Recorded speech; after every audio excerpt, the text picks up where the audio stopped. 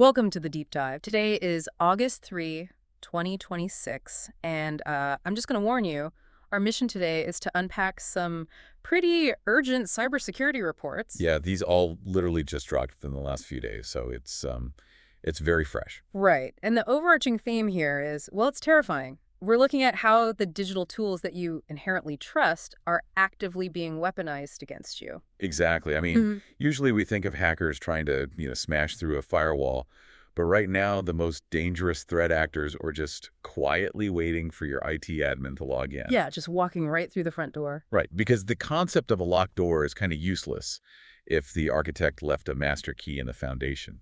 It completely inverts our traditional understanding of security. It really does. So to set the table for you today, we're covering three completely different sources, but they all share this common thread of supply chain exploitation. Which is what makes this so compelling to analyze. Yeah. We've got a massive breach in a foundational IT management software called Enable.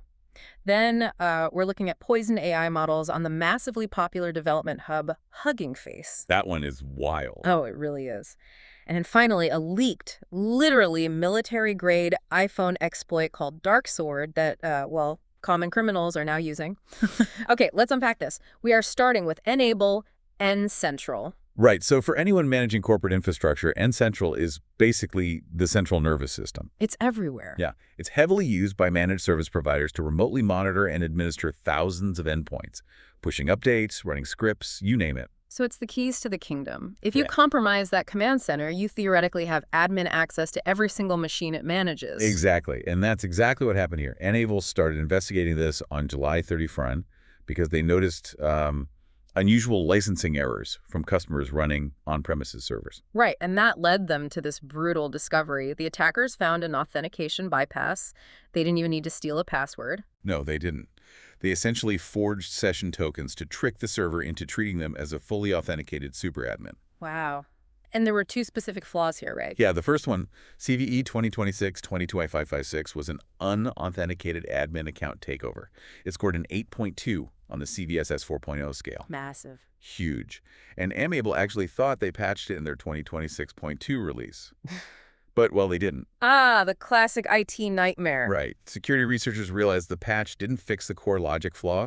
They just found an alternate exploit path, which became CVE 2026-18577. So they had to scramble. Yeah. Emergency advisories went out globally. Finland's cybersecurity center basically said all recent versions were vulnerable. Able had to push out a brand new hotfix, build 2026.3.1.7 just yesterday on August 2. And they're urging everyone to manually upgrade right now. But patching the server isn't even the scariest part of this report. No, it's not. It's the persistence mechanism. Yeah. The attackers used N-Central's perfectly legitimate take control feature to reach into individual employee laptops and install Cloudflare tunnels. What's fascinating here is the sheer ingenuity of that tactic. Yeah. I mean, if you think about a traditional firewall, it's like a bouncer at a club, right?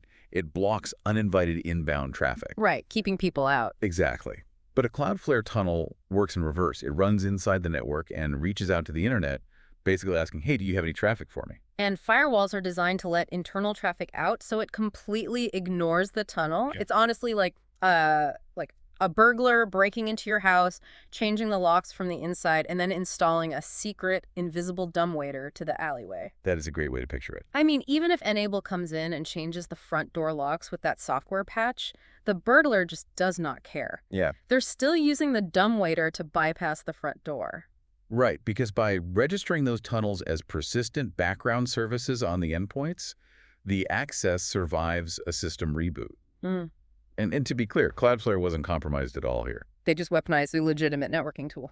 Absolutely. Yeah. Which means upgrading your N-Central server only secures the main command center. It stops new attackers from getting in, but it does absolutely nothing to remove those malicious tunnels already hiding on your network. So you could patch the server, wipe your hands, and walk away thinking you're safe. While the attacker still has total unrestricted access, yes. Customers actively have to hunt for these tunnels and manually rip them out. That is just brutal. But, if compromising traditional IT software is that devastating, imagine when that same blind trust is baked into the next generation tools we're all rushing to use. Yeah, we are moving from IT pipelines straight into AI pipelines. Exactly. Our second set of reports focuses on Hugging Face. And if you're not a developer, just think of Hugging Face as like the GitHub of the AI world. It's massive. It's where everyone shares machine learning models. Right, and researchers just found multiple critical vulnerabilities in their Diffusers library, which has millions of monthly downloads. Yeah, the Diffusers library is foundational for image and audio generation. The flaws allow for arbitrary code execution just from downloading malicious model weights or config files. And this affects versions all the way through early 2026. But here's where it gets really interesting because I kind of have to push back on the technical premise here. Okay, go for it. Wait, I always thought downloading an AI model was just downloading a giant pile of math and data weights, like downloading a massive, boring spreadsheet full of numbers. That makes total sense, yeah. So how on earth does simply downloading a model execute malicious code on my computer? Well, that misconception is exactly what threat actors are banking on. It feels intuitive to treat an AI model like a JPEG or a static text file, but modern machine learning models are way more complex than a spreadsheet. Okay. In a lot of popular formats, saving a model actually involves saving the execution state of the program itself. Oh, wow. So you're not just saving numbers, you're saving the literal instructions for how the computer should build the network in its memory. Precisely. In Python, they use serialization to reconstruct objects from byte streams. The vulnerability is that to reconstruct those objects, the system inherently has to execute the instructions embedded in the file. Oh, man. If we connect this to the bigger picture, the industry calls this a trust-on-download pattern. The framework is just designed to automatically run configuration scripts the second you load the model, just to make the developer's life easier. So it's a feature of convenience that just turned into a fatal flaw. A catastrophic one, yeah. Huh. Attackers tamper with the config files on Hugging Face, inject malicious system commands, and the second a developer pulls that model to test it, the library blindly executes the payload. So the massive pile of math doesn't attack you. No, the underlying instructions telling the software how to read the math attack you. Before you even realize your image generator is broken, the malicious code has already stolen your credentials or pivoted into your corporate network. That is deeply unsettling. And it's a massive supply chain risk for the AI industry because everyone is moving so fast right now. Breakneck speed. Developers are just treating these open source repositories with the same blind trust we gave shrink-wrapped software in the 90s. Yeah, the advisories are literally pleading with organizations to audit their model loading pipelines immediately. Like, you have to sandbox these models. You can't just assume they're harmless data anymore. Not even close. Okay, so we've looked at vast enterprise IT networks and we've looked at cutting-edge AI infrastructure.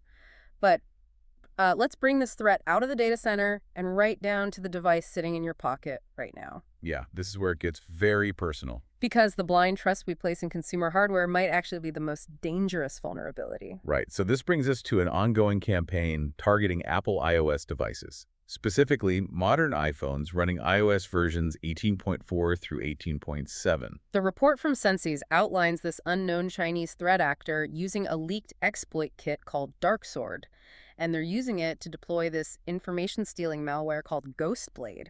And we really need to talk about the lineage of DarkSword because that's what makes this so alarming. It's not just run-of-the-mill malware, is it? No, it was originally discovered by Google's Threat Intelligence Group, along with iVerify and Lookout. It's a full-chain exploit kit. Meaning it contains a whole sequence of vulnerabilities to just punch through every layer of the iPhone's security one after another. Exactly, until it has total control. And historically, this toolkit was highly exclusive. It was used by commercial surveillance vendors and state-sponsored actors against targets in Saudi Arabia, Turkey, Malaysia, and Ukraine. Right. Campaigns going back to late 2025. It was literally a military-grade, nation-state cyber weapon. It was heavily guarded intelligence. Yeah.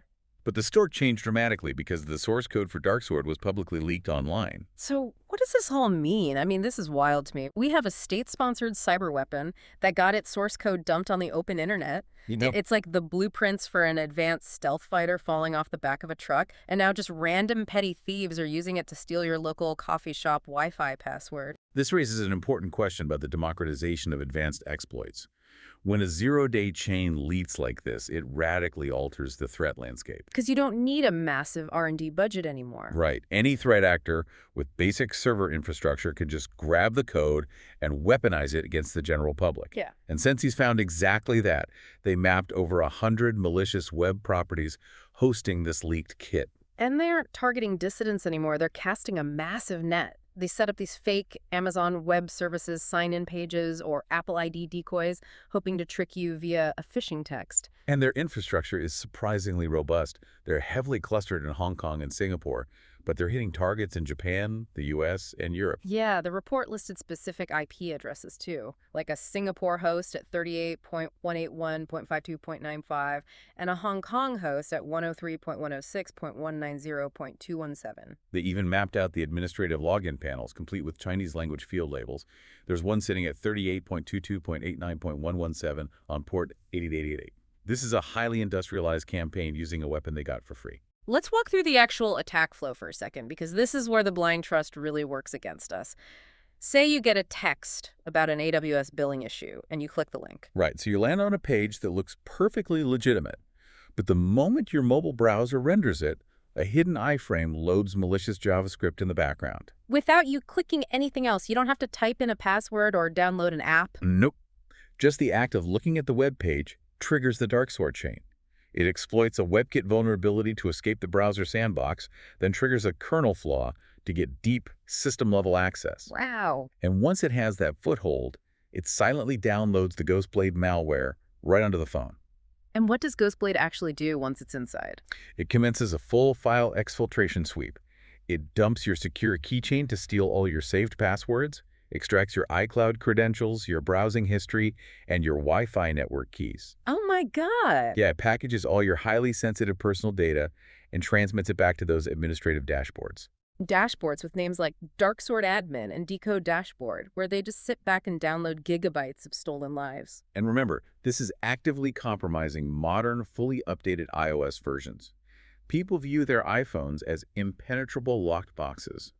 We trust Apple's perimeter just like IT admins trusted N-Central, and AI devs trusted Hugging Face. It's all connected. If you synthesize the intelligence we went over today, the pattern is undeniable. Whether you're an IT admin hunting for rogue Cloudflare tunnels, a developer pulling an AI model, or just a regular person clicking an AWS link on your iPhone. The common denominator is the extreme danger of blind trust. Exactly. We just cannot rely on the reputation of the platform or the brand of the device anymore. It really requires a fundamental paradigm shift, and it leaves us with something critical to consider moving forward.